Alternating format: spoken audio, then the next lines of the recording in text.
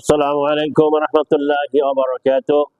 সম্মানিত ভাই এবং বোনেরা, দূরে এবং কাছে, দেশে এবং প্রবাসে যেখান থেকে আমাদের দেখছেন এবং শুনতে পাচ্ছেন, সকলকেই স্বাগত জানাচ্ছি। আপনাদের মুখোমুখি হয়েছি বাংলাদেশে সম্প্রতি ঘটে যাওয়া কিছু বিষয় নিয়ে।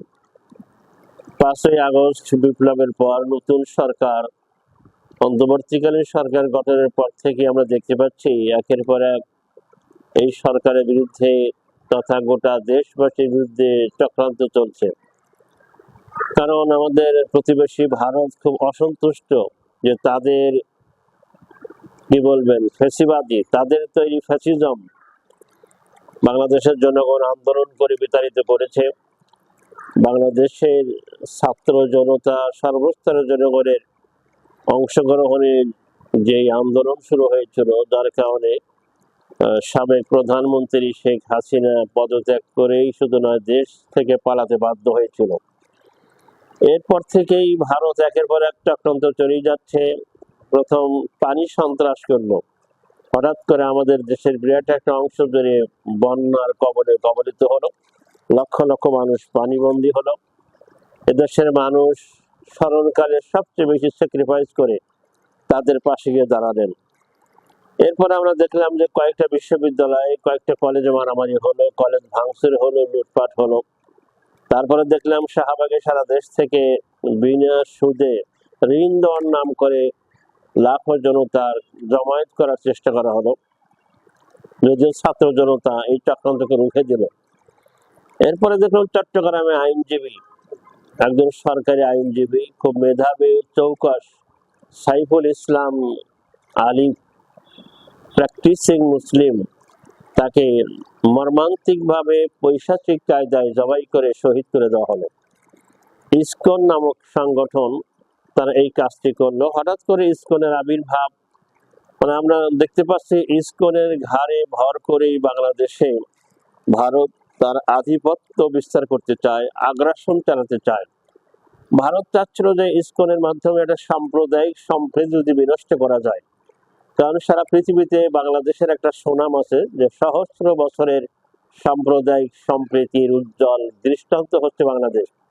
বাংলাদেশে মুসলিম, হিন্দু, বৌদ্ধ, খ্রিস্টান উপজাতি মিলে 18 কোটি জনগণ বাস করে, সকলেই মিলেমিশে থাকে, যেটা পৃথিবীর অনেক দেশেই নেই।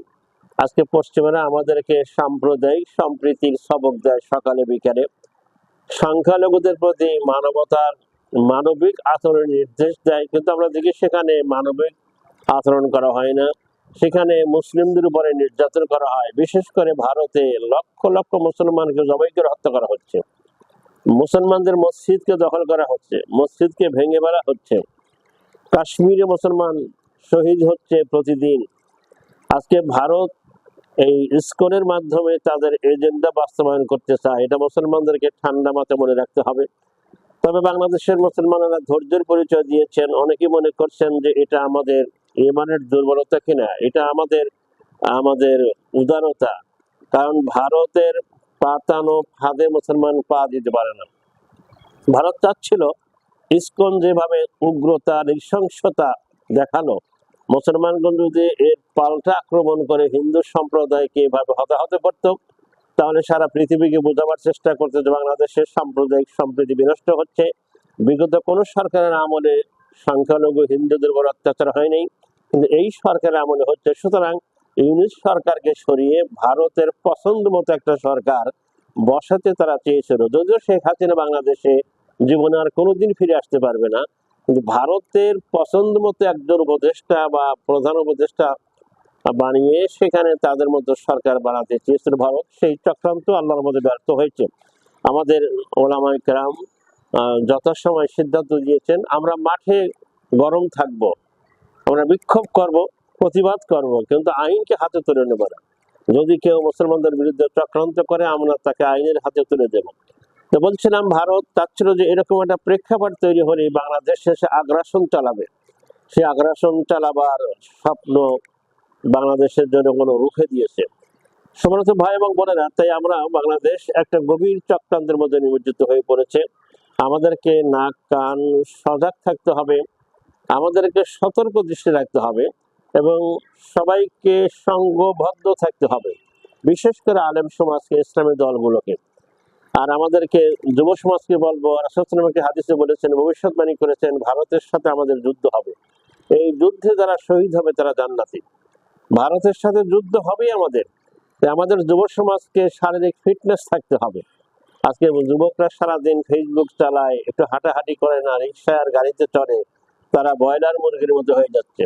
আমাদের ব্যায়াম করতে হবে, শারীরিক ফিজিক্যাল এক্সারসাইজ করে ফিটনেস ঠিক রাখতে হবে। যে কোনো মুহূর্তে ডাক আসলেই যাতে ময়দানে ঝাঁপিয়ে পড়তে পারে।